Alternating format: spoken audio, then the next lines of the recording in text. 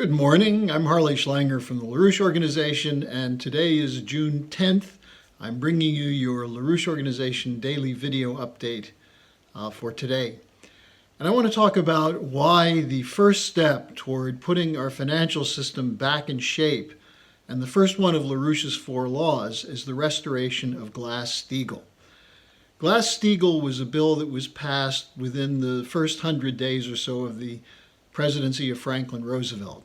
And it addressed one of the primary causes of the collapse of 1929 to 32. And that had to do with the fact that you had no regulations that prevented banks from speculating with their depositors' money. That is, under the existing banking system, the speculation was pretty much unchecked.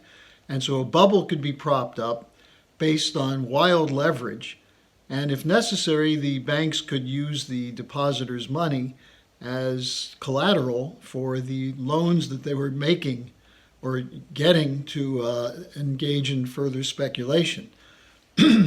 Now, this created a situation where you had some very large banks that had huge outstanding debt that could never be covered. And some of them went bankrupt. In the winter of 1932, between the time of the election of Franklin Roosevelt in November and his taking office in March 1933, banks started crashing, and there was a threat to the entire system. And so there were 2 things that were going on. One that preceded that but continued through that period was something called the Pecora Commission, which investigated how bankers were running swindles using the complete absence of regulation to engage in wild speculation. And this is why so many people lost their life savings when the market crashed in 29, and then over the next couple of years, the crash found its way back to the banking system.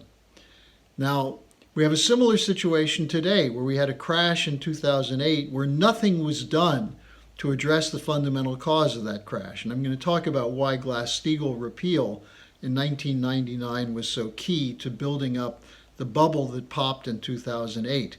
But the important point is that there's no reason we cannot go back to Glass Steagall, because the original impetus for Glass Steagall came from the fact that it was necessary to, number one, protect the commercial banking system, and doing that by, number 2, separating it from investment banks.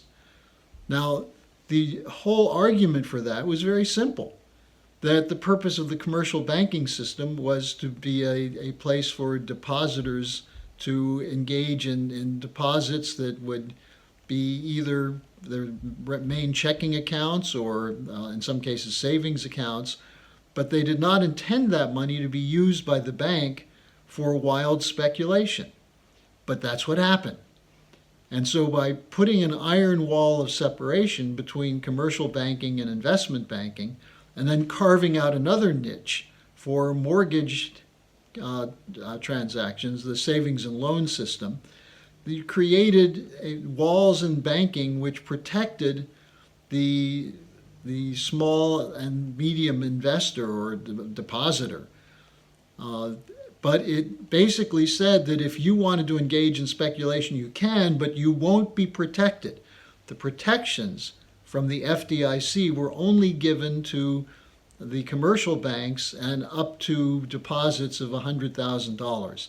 That was later raised, but the point is that the protection was to make sure that in a regulated banking system, nothing wild was done, and if it was done, that people would be able to be protected. Now, some of the banks argued, especially the Citibank, JP Morgan, Chase, the larger banks, argued that this put limits on the ability of banks to make money. And therefore, it was a limitation of a free market. And so they argued you had to get rid of all regulation. And this was beginning after 1971 to be implemented in some cases through FDIC announcements and FDIC changes in their approach to regulation, but then also legislatively. in a series of banking reform bills in the early part of the Reagan administration, which essentially ended up destroying the savings and loan industry. Many of you may remember in the 1980s, the mid-80s, the S&Ls went bankrupt, and a number of savings and loan officials ended up in prison. They were the scapegoats for the change in the system, which moved toward much more wild speculation than any of the S&L operators were doing. The S&L operators engaged in some speculation because their ability to make a profit was restricted by opening the doors for commercial banks to start taking part in the mortgage markets. And so you had the shakeout in the mid-80s. You had more deregulation under Alan Greenspan at the Federal Reserve. And then finally, in 1999, you had the Graham-Leach-Bliley bill, which did away with Glass Steagall entirely. And what that meant is that commercial banks were now freed to do what investment banks did, engage in speculation. And they created a market in something called mortgage-backed securities with the full blessing of the U.S. government, which guaranteed funds through Fannie Mae, Ginnie Mae, and other government agencies that were supposedly there to help people buy homes, but actually opened the doors for increased amounts of leverage to go into the housing market, so that the market went way up in prices, but people were able to afford it because of all the fancy new mortgages that were created by the banks, such as interest-only, adjustable rate mortgages, and so on. And what happened is, as the bubble grew, people were told, don't worry, your house is going up in value, so you can always sell later on and make up the losses. Well, like any other bubble, it popped. And instead of immediately recognizing that the mistake was based on repealing Glass Steagall, what was done was to bail out the commercial banks, bail out the speculators, but give no forbearance whatsoever to the homeowners. Who did that? Who was responsible for that? A president named Barack Obama, that some people thought was a progressive, that he was anti-bank, that he was for the people. Obama was a bought and paid operative of the most corrupt bankers who profited wildly during the run-up to 2008 and then were bailed out afterwards, while between 6 and 7 million families lost their homes. And who was one of the people who's most famous for buying up foreclosed properties and making new profits on it? Steve Mnuchin from the IndyMac Bank. Mnuchin, who then became Trump's Treasury Secretary. Now, during this whole period of time, there was a bill that was passed after 2008 called the Dodd-Frank bill.